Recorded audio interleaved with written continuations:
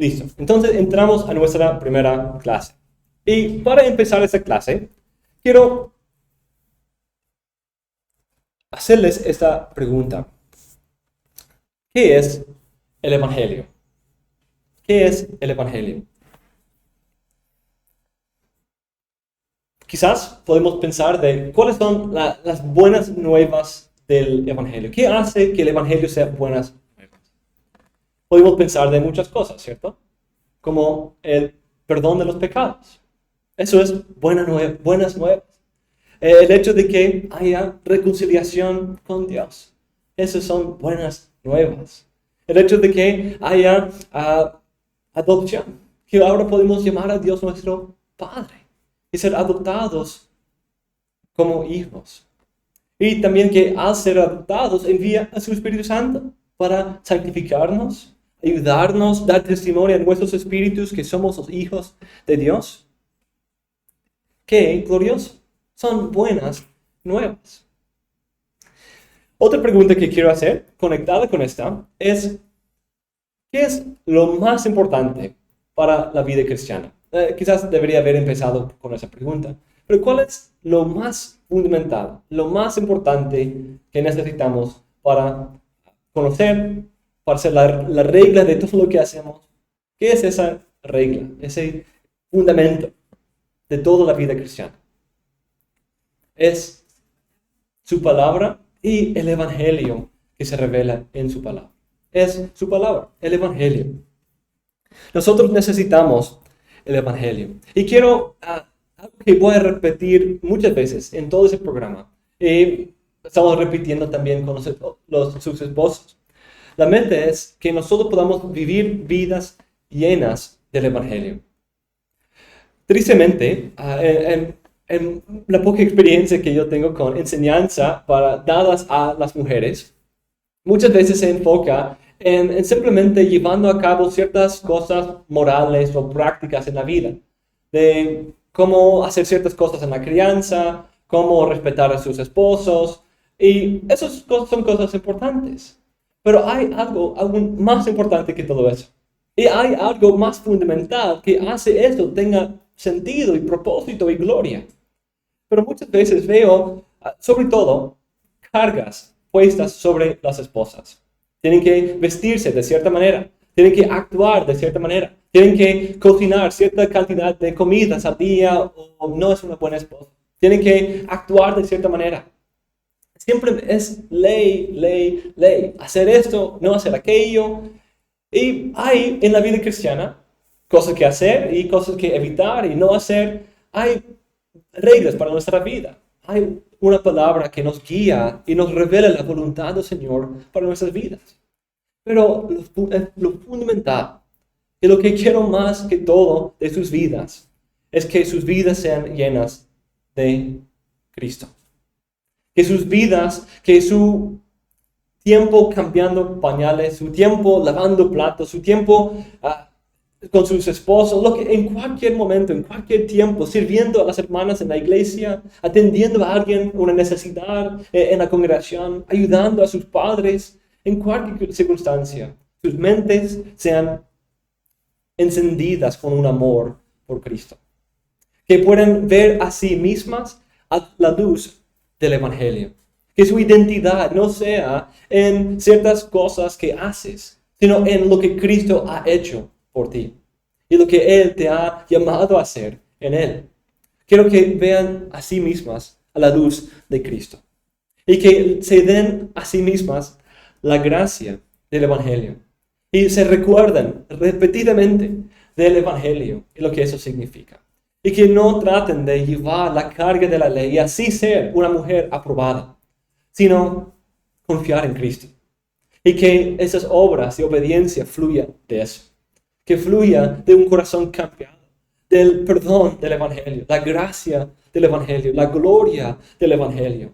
Para que Cristo reciba la gloria de verdad. Y que ustedes puedan con ánimo, con fuerza, enfrentar las dificultades de esta vida. Porque sin duda, este mundo, esta vida, la vida de padres, de esposas, es acompañada de dificultades. Es acompañada con luchas, con tentaciones, pecados. Pero cuando no hay evangelio, esas cosas solo nos matan. Solo en Cristo hay esperanza. Y entonces quiero presentarles eso el día de hoy. Quiero que puedan ver la gloria del evangelio. Y empezar parte de aventura, que es una aventura en crecer en nuestro amor por Cristo. Si pueden salir de esos 2 años y medio de estudio con sus esposos, de vida en la iglesia, amando más a Cristo y nada más, es un éxito. Es un gran éxito, porque Cristo es digno de nuestro amor. Y ese amor por Cristo es el fundamento de nuestra vida. Y es el primer mandamiento. Entonces quiero presentarles unas perspectivas bíblicas sobre el Evangelio para ayudarnos a ampliar un poco el Evangelio. Es muy fácil pensar del Evangelio meramente en términos del perdón de los pecados. Y eso es algo gloriosísimo, porque sin eso no tenemos esperanza. Estamos perdidos en nuestros pecados y expuestos a la culpa e ira de Dios. Pero el Evangelio es mucho más que eso. El Evangelio es un paquete de glorias, es un salón de trofeos de parte de nuestro Dios, que Él ha logrado todo para nuestro beneficio. Es una tesorería completa de un gran rey, rico y glorioso y victorioso, que Él reparte a todos sus hijos. Entonces quiero que puedan disfrutar de eso, porque al ver una idea más amplia del Evangelio, nos ayuda. Porque decimos, pues ya tengo el perdón de los pecados, ya he creído en Cristo, ya me he arrepentido de mis pecados. Entonces ahora necesito la ley, ahora necesito 7 reglas para vivir. No, el Evangelio es más amplio que eso. Y el Evangelio abarca incluso esa obediencia, pero se ve dentro de esa vida del Evangelio, vida dentro del Evangelio y confianza en Cristo. La primera perspectiva que quiero darnos es que el Evangelio es el plan eterno del Padre.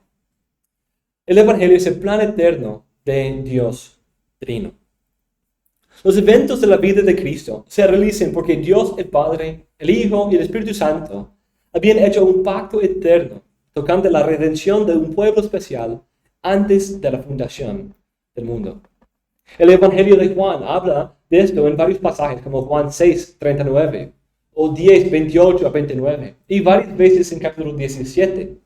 Dice, ese pueblo que tú me diste, ese pueblo que el Padre me dio. Ese lenguaje hace referencia a este acuerdo antes de la fundación del mundo. Y se ve aún más claramente en Juan 17, cuando Cristo pone ese acuerdo en el contexto de antes de la fundación del mundo. Ese plan es algo glorioso y lo vemos en otros pasajes también. Es un plan perfecto que abarque absolutamente todo. En 2 Tesalonicenses 2:13, nosotros siempre tenemos que dar gracias a Dios por vosotros, hermanos amados por el Señor, porque Dios os ha escogido desde el principio para salvación mediante santificación por el Espíritu y la fe en la verdad. La obra de Cristo en el mundo se basa en un plan eterno del Padre. Fue la misericordia y la promesa de Dios hecha antes de la eternidad, pero manifestada en Cristo. Cuando Cristo viene es la manifestación de un plan eterno de Dios. Es el cumplimiento de ese plan justo en el momento que el Padre había determinado. Como según Timoteo 2, 8 a 9 dice. Por tanto, no te avergüences del testimonio de nuestro Señor, ni de mí, prisionero suyo, sino participa conmigo en las aflicciones por el Evangelio, según el poder de Dios.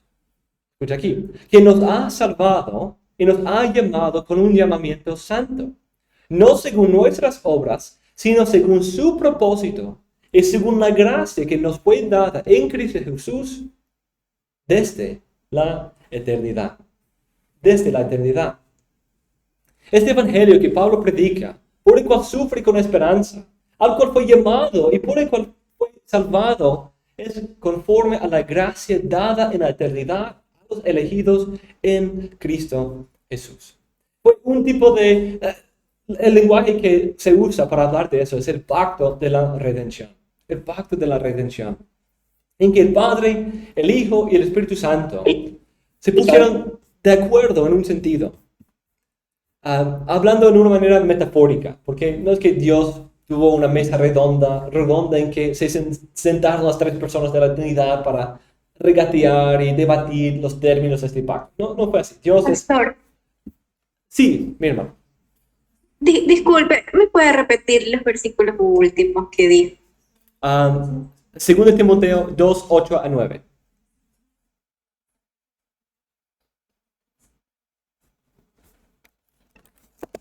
Ya, muchas gracias.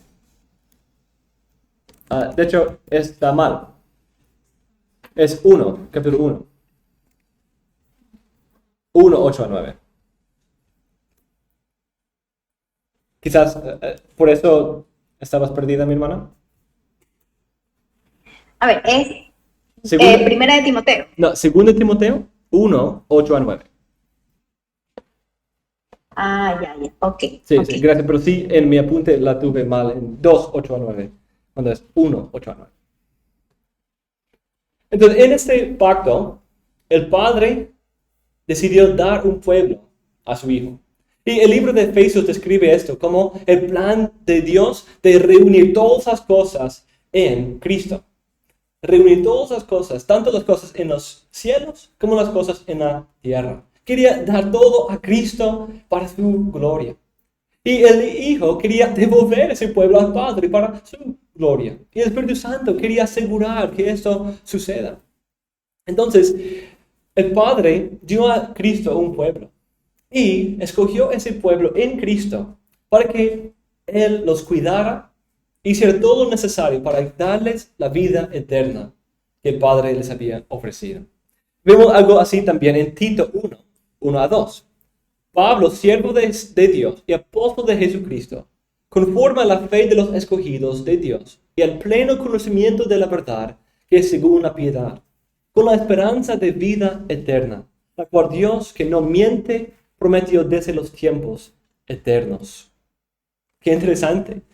Dios, el Padre, hizo una promesa desde los tiempos eternos de poder dar a un pueblo especial la salvación y vida eterna en Cristo, su cabeza. Lo que vemos cumpliéndose en los eventos de la vida de Cristo es la manifestación y cumplimiento de ese propósito. Entonces, algo que quiero señalar aquí es como ese evangelio que ofrece el perdón de los pecados es algo que es de hecho la base de toda la historia del mundo. El mundo existe porque este plan existe. Este plan es la base de por qué Dios creó. Dios creó la creación, las personas, y los creó como los creó, y los creó a su imagen con este fin, para que sean llevados a comunión con Él, en su Hijo. Pero debido al pecado, los hombres somos expulsados de esa presencia. Pero Cristo viene y manifiesta esa promesa y su cumplimiento. Y ofrece salvación en base de su obra completa que Él hace en su vida, muerte y resurrección. Entonces, qué glorioso al ver la soberanía de nuestro Dios, que profundamente asegura el cumplimiento de este plan. Qué glorioso saber lo eterno, tanto pasado como futuro de esto, que empezó antes de la eternidad y culmina con nosotros llegando a la gloria con nuestro Padre que nos ha escogido en Cristo. Y da una perspectiva también más amplia de la vida en que nosotros vivimos, que es algo que es dentro de ese contexto, de ese plan eterno, de dar gloria a Dios y nosotros disfrutar de comunión con Él. Todo esto, todo lo que sucedió en Cristo fue según el plan predeterminado y el conocimiento previo de Dios. Un plan eterno. Pero también otro punto, la segunda perspectiva, es que este evangelio es un plan revelado progresivamente. Dios lo planificó antes de la eternidad. De ahí lo manifestó en Cristo. Esos son como los dos puntos de tiempo para ilustrarlo. Hemos visto este punto, la eternidad. De ahí salta un poco y tenemos ese tiempo, Cristo. Y tenemos este tiempo en que es vida eterna. Entonces, hasta el momento en los textos que hemos visto que el Evangelio tiene tres tiempos principales. Antes de la fundación del mundo, y en la nueva creación, la vida eterna, y el punto central que es Cristo, cuando ese plan se manifiesta, como Pablo dice, y cuando se cumple. Pero todo ese tiempo anterior también es el Evangelio. Porque Dios, aunque lo manifiesta en toda su gloria y esplendor aquí, viendo a Cristo por lo que es, toda esa historia anterior del Antiguo Testamento está revelando de manera progresiva esa historia. Entonces, esto es algo muy importante, porque el Evangelio es el fundamento de nuestras vidas. Es lo más importante. Y si no crees esto, lo has perdido todo. Aunque conozcas todas las otras doctrinas, si no entiendes esto, no entiendes nada. Entonces, ese punto es tan importante. Pero ahora agregamos este punto, esa segunda perspectiva. El Antiguo Testamento es la revelación progresiva de mi Evangelio. De este Evangelio que me ha salvado. De esas buenas nuevas que son para mí la fuente de mi vida eterna. Qué glorioso pensar del Antiguo Testamento de esa manera. No es simplemente una historia de un pueblo antiguo con algunas historias, ejemplos morales. Tiene eso. Pero mucho más, en todo eso, es una revelación del plan de Dios. De este plan que empezó en la eternidad, que iba a manifestarse en Cristo y que iba a culminar en la vida eterna. Es revelada en toda esa historia, progresivamente, poco a poco, con tipos, con sombras, con profecías, con patrones que Dios va a ir estableciendo que vamos a considerar a lo largo de nuestro tiempo. Pero así es la palabra de Dios. Por 4,000 años, antes de la venida de Cristo al mundo, el enviar a Cristo siempre era parte del plan de Dios. Dios no decidió aquí enviar a Cristo al mundo. No decidió aquí salvar a alguien, sino siempre ha sido el plan. Y poco a poco estamos esperando su venida, deseando ese Mesías que venga, como cuando Cristo habló a los apóstoles. Dijo que ojos anhelaban ver lo que tus ojos ven y escuchar lo que tus oídos oyen, pero no lo oyeron. Entonces todo esto era el tiempo de buscar a Cristo. El salmista lo dice así en Salmo 119. Mis ojos desfallecen por tu salvación. ¿Cuándo me consolarás? Anhelando esa salvación que el Señor había prometido. Un texto clave aquí es Lucas 24:44. Eso es lo que yo os decía, cuando todavía estaba con vosotros, que era necesario que se cumpliera todo lo que sobre mí está escrito en la ley de Moisés, en los profetas y en los salmos. Entonces Cristo aquí resume tres partes, dice tres cosas: la ley, los profetas y los salmos.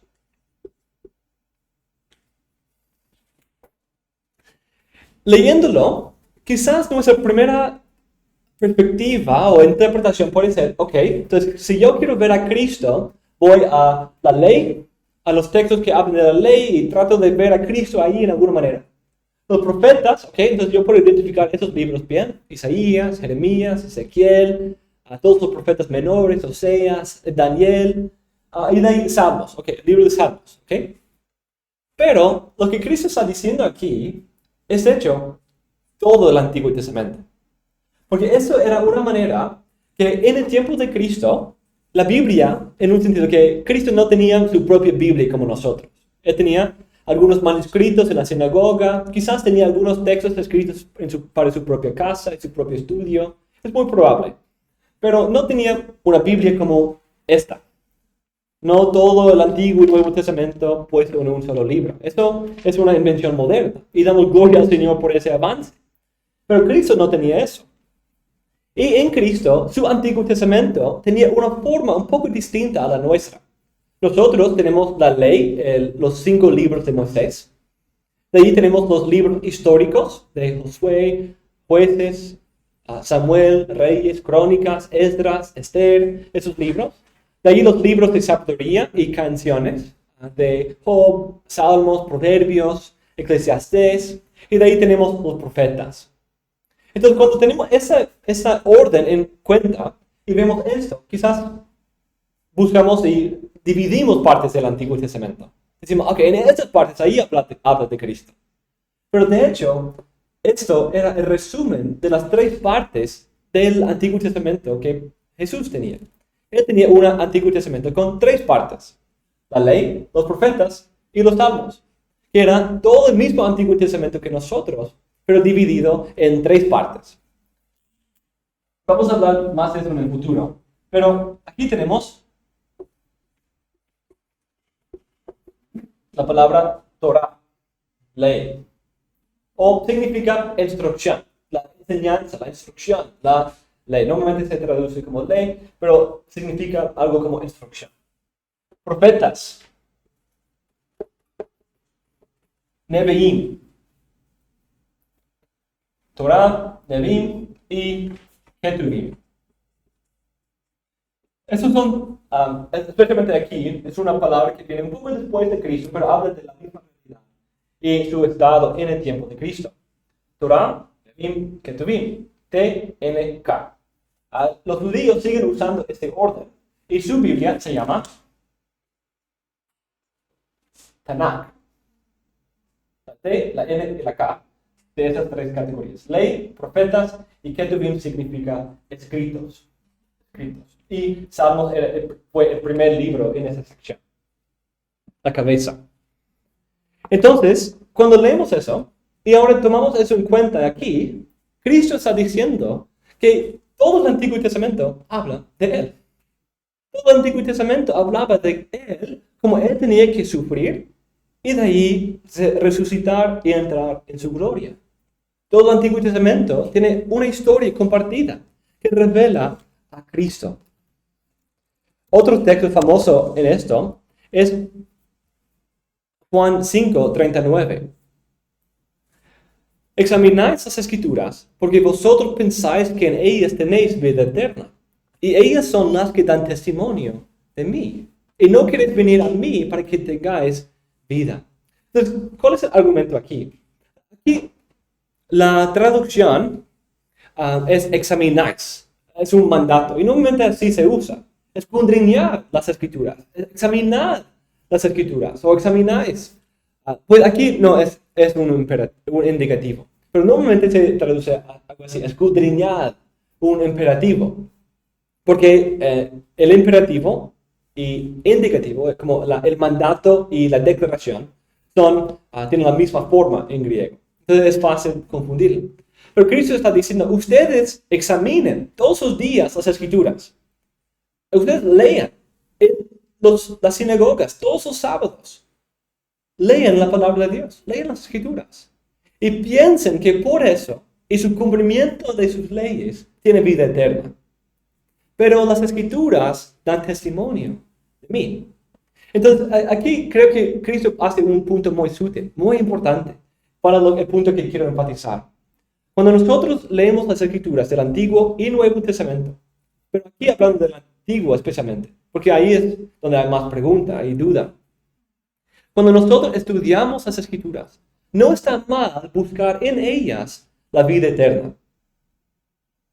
Pero lo que debemos darnos cuenta es, esa vida eterna se encuentra en una persona, la persona de Cristo. Cristo es, la Biblia en su totalidad da testimonio a Él, de lo que Él hará. Y en base de Él ofrece vida eterna. No en base de una autojustificación y cumplir leyes y ritos y ceremonias, sino en base de fe en Cristo. Pero ellos, debido a su autojusticia, no querían venir a Él para que tengan vida, para que tuvieran la vida. Entonces cuando nosotros vamos a las Escrituras, no busquemos nuestra vida en simplemente el conocimiento de las Escrituras, ni simplemente en obedecer ciertas reglas de las Escrituras, sino ver la esencia de la Biblia misma, el núcleo de toda la Biblia, Cristo, quien es testificado exaltado y presentado para que sea el objeto de nuestra fe y esperanza en cada página. Esa historia es revelada de manera progresiva y todo nos lleva a Cristo Jesús. 1 de Pedro 1, 10 a 12. Acerca de nuestra salvación. Dice esta, pero está hablando de la salvación que nosotros hemos recibido. Los profetas que profetizaron de la gracia que vendría a vosotros, diligentemente inquirieron, indagaron, procurando saber qué persona o tiempo indicaba el Espíritu de Cristo dentro de ellos, al predecir los sufrimientos de Cristo y las glorias que seguirían.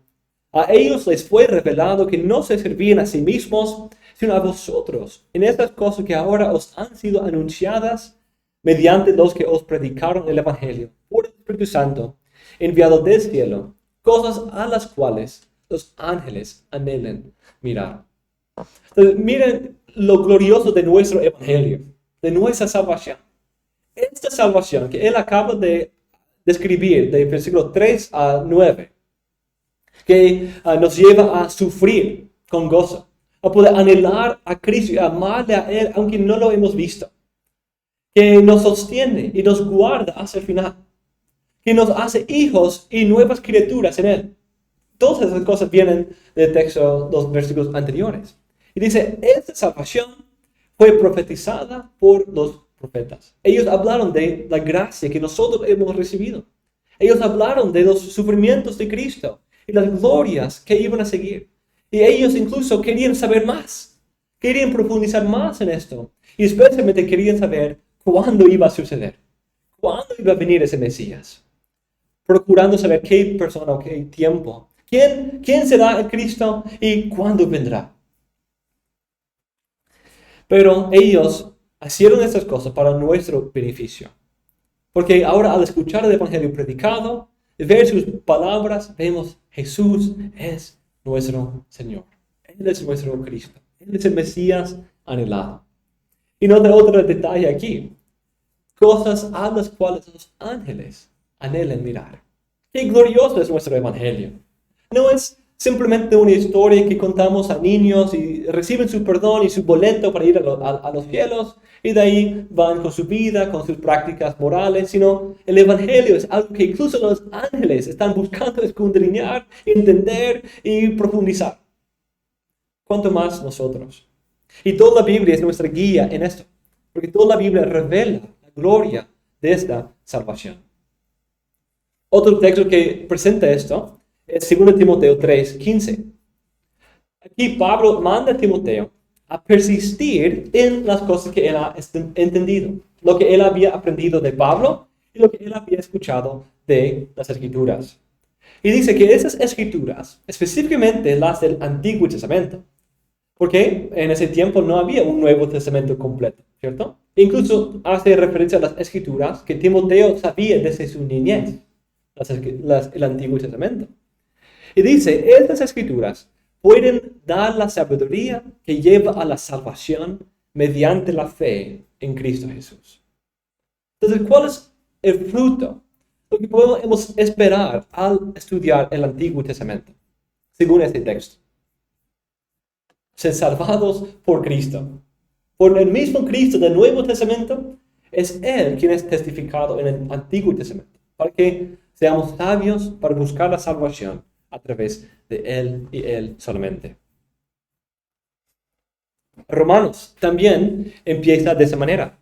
Pablo, siervo de Cristo Jesús, llamado a ser apóstol, apartado para el Evangelio de Dios, que Él ya había prometido por medio de sus profetas en las Santas Escrituras, acerca de su Hijo, que nació de la descendencia de David según la carne. Fue declarado Hijo de Dios con poder, conforme al Espíritu de santidad, por la resurrección de entre los muertos, nuestro Señor Jesucristo, por medio de quien hemos recibido la gracia y el apostolado para promover la obediencia a la fe entre todos los gentiles, por amor a su nombre. Entonces Pablo, su apostolado, ese era el tema de su vida. Yo soy apartado para el Evangelio de Dios, que fue revelado desde hace mucho tiempo, que Dios prometió en el Antiguo Testamento por medio de sus profetas.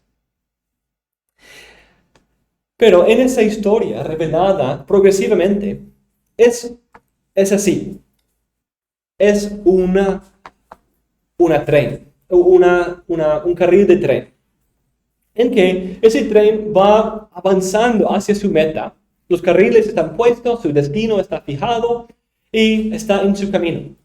Y con cada etapa, sus vagones, los varios carros de ese tren, van llenándose de más y más carga. Pero hay varios vagones, hay varios carros en ese tren. Y así es la revelación de la Biblia. Es un diamante. Un diamante es hermoso porque tiene tantas facetas, tantas partes y toques y así la luz puede penetrar esas facetas de varias maneras y destella de una manera gloriosa. Alumbra y da esos brillos y esos arcoíris, esos brillos y destellos que vemos en el diamante. Pero todo eso es debido a las muchas facetas que tiene. Y eso es lo que quiero presentarles en ese evangelio, en una manera un poco más amplia. Esa perspectiva nos ayuda a ver el evangelio como un diamante, que habla de Cristo como el perdón de nuestros pecados, pero también Cristo como el victorioso sobre todos nuestros enemigos. Como Cristo quien nos libra de todos nuestros dolores y aflicciones. Cristo quien nos hace hijos de Dios. Cristo quien ha cumplido sus promesas a lo largo de los años. Cristo quien nos lleva a una nueva creación. Cristo quien intercede por nosotros en medio de nuestras luchas y enfermedades. Cristo quien nos consuela con su Espíritu y nos santifica. Todo eso es el Evangelio. No solamente el hecho de que Él nos haya perdonado los pecados, aunque la base y una de las partes más gloriosas del Evangelio, pero es mucho más glorioso y muchas otras facetas. Por ejemplo, cuando pensamos del Evangelio solo como el perdón de los pecados, vamos a ver a Cristo en los sacrificios del Antiguo Testamento, porque eso simboliza eso, ¿cierto? Que con el derramamiento de sangre hay perdón. Pero quizás no vamos a ver a Cristo en el Rey victorioso que lidera un nuevo éxodo y conquista a sus enemigos. O quizás no lo vamos a ver en el sacerdote intercediendo por el pueblo. O en Moisés dando la ley desde el monte Sinaí. O el templo mismo donde Dios mora. Quizás no lo vamos a ver en los profetas declarando la voluntad del Señor y revelando lo que Él es. Pero todas esas cosas también hace Cristo.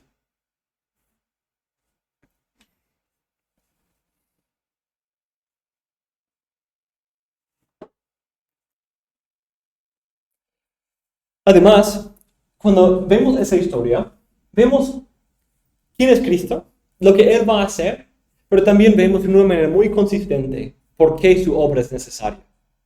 Cuando leemos el Antiguo Testamento, vemos nuestro caso, nuestra situación y estado espiritual manifestado.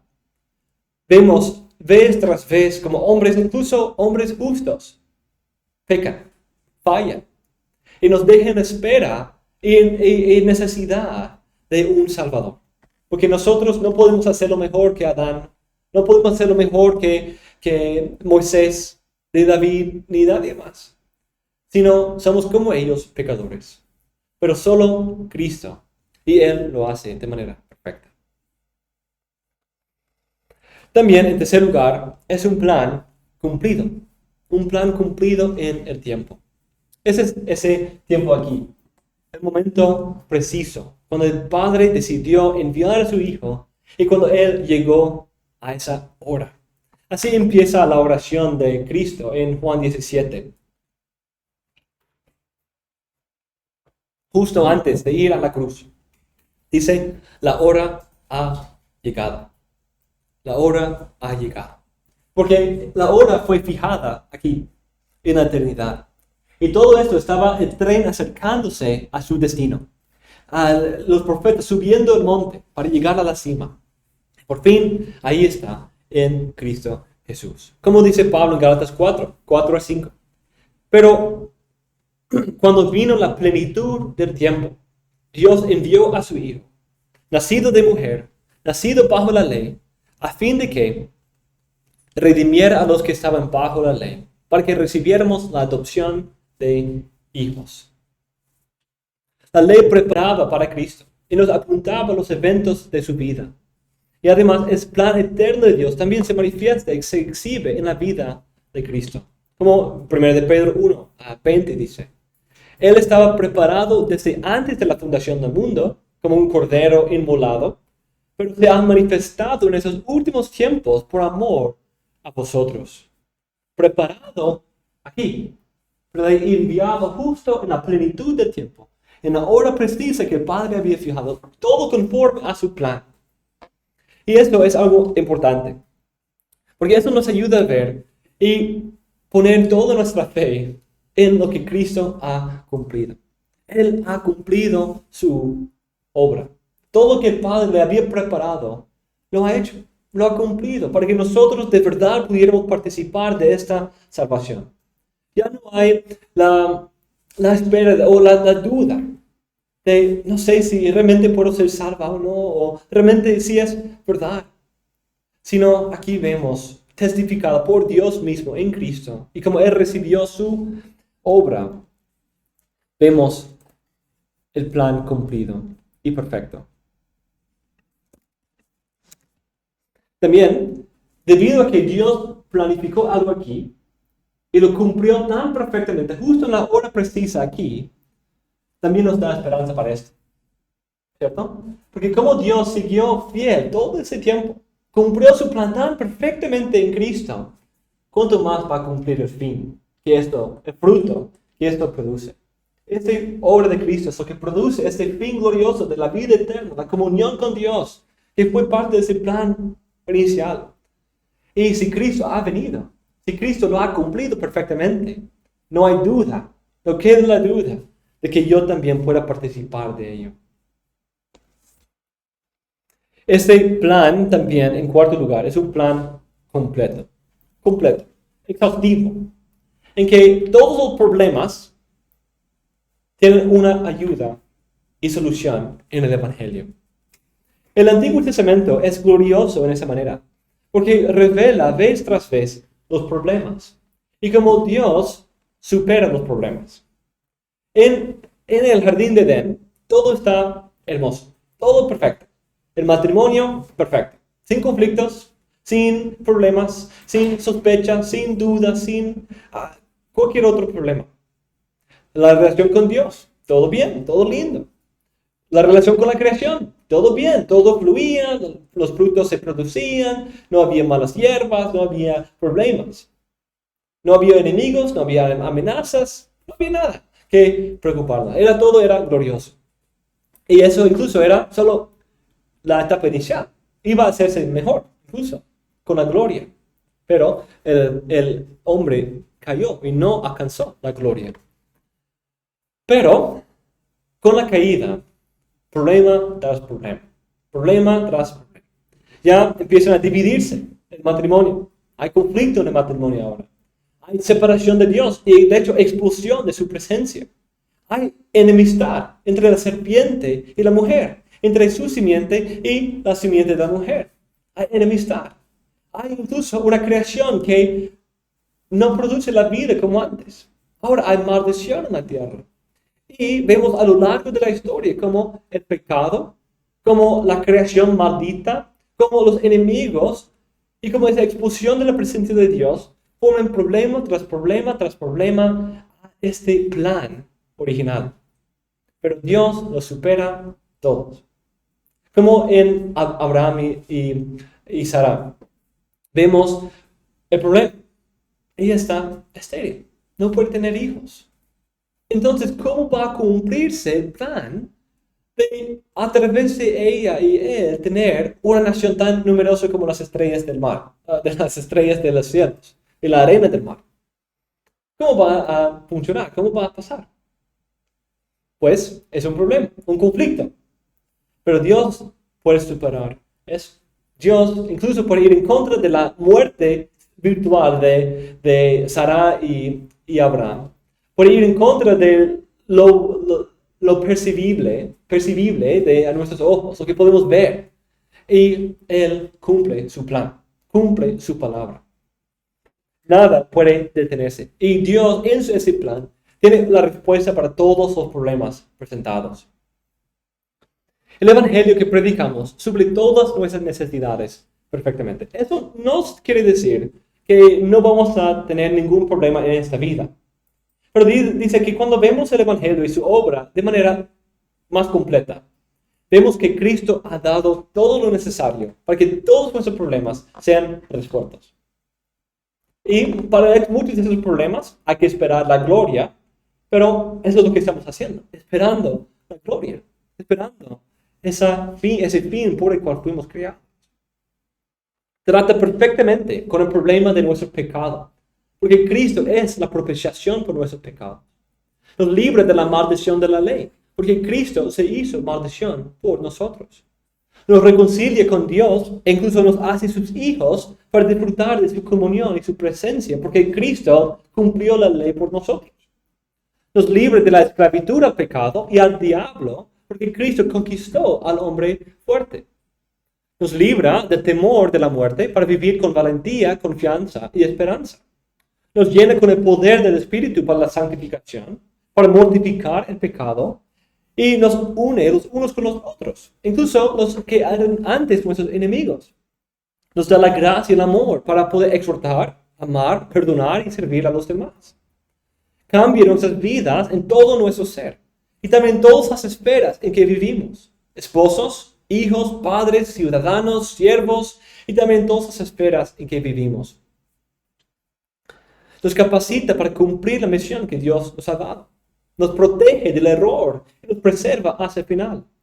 Nos muestra la verdad que creer y la vida que vivir y nos da el poder espiritual para que nuestras mentes sean iluminadas a creer esa verdad y nuestras vidas para poder cumplir con lo que nos quiere de nosotros. Nos cambia en mente, corazón y vida y nos da una herencia eterna en los cielos con Cristo y asegura para nosotros el llegar allí por la obra del Espíritu Santo. ¡Qué completo! Y podemos seguir, ¿cierto? Pero qué perfecto. Entonces, no hay ningún problema en sus vidas, como esposa, como en el ministerio, en cualquier parte, en que no pueden ir y buscar a Cristo ayuda. En cualquier problema, Cristo es nuestro socorro. Él es nuestro sacerdote. Algo que vamos a ir desarrollando, pero quiero como ya plantear un poco esa idea. Vamos a tener quizás algunas clases sobre esto. Pero me gusta hablar de las 4 P de la vida cristiana. Los estudiantes ahora están estudiando la hermenéutica y hay las 5 P de la hermenéutica. 4 P de la vida cristiana. P. La primera es no.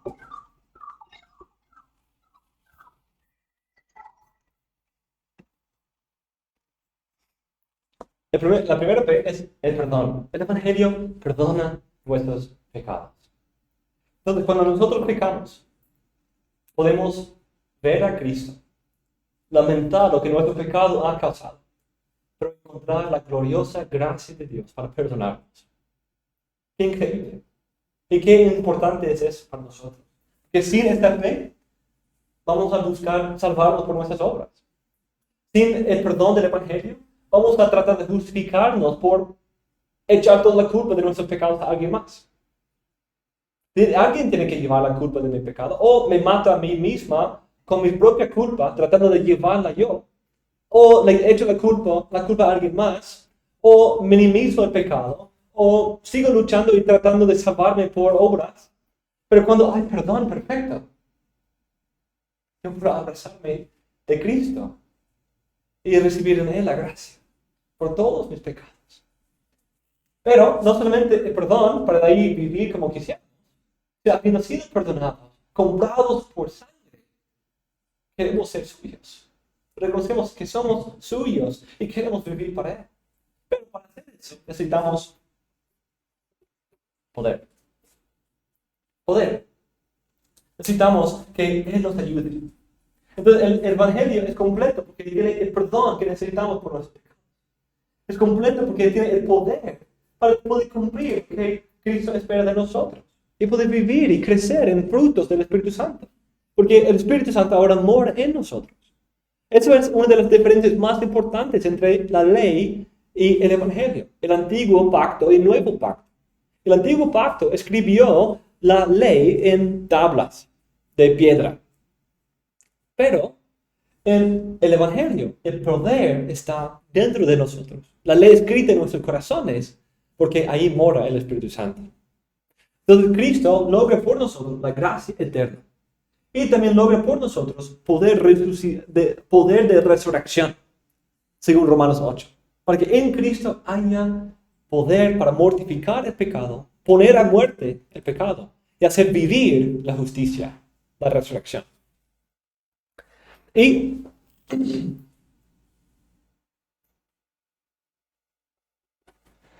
debido a esto,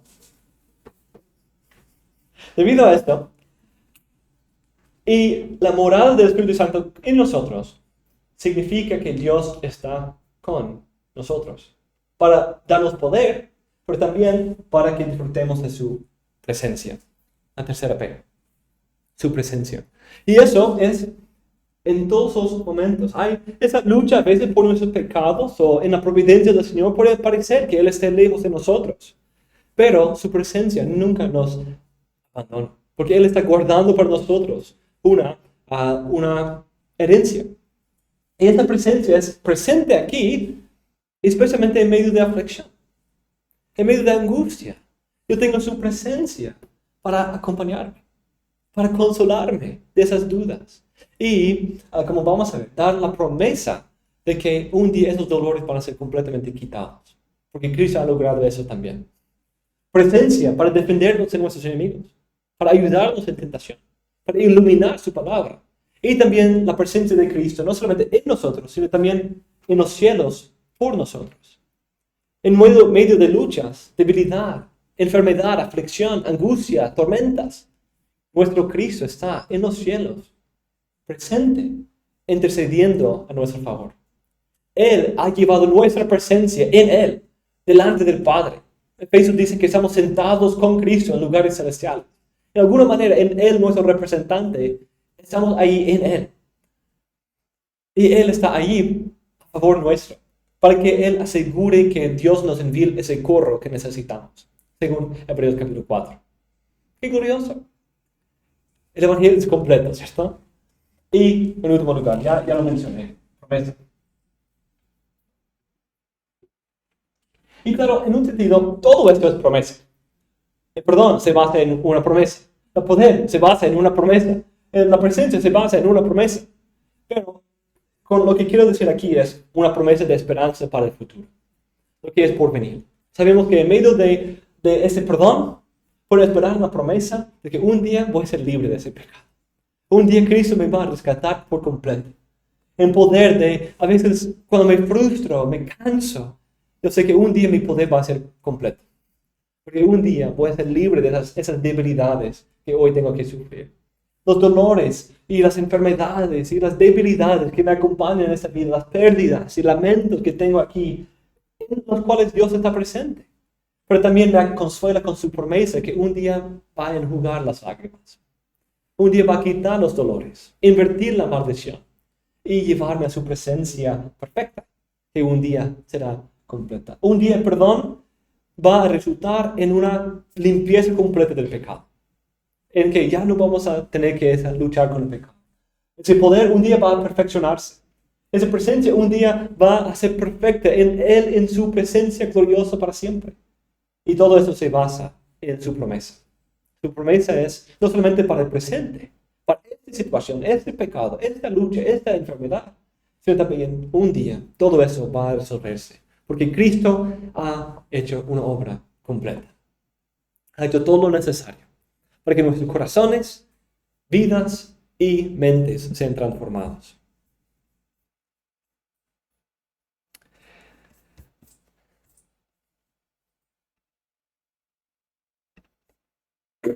Y con eso quiero cerrar esta clase.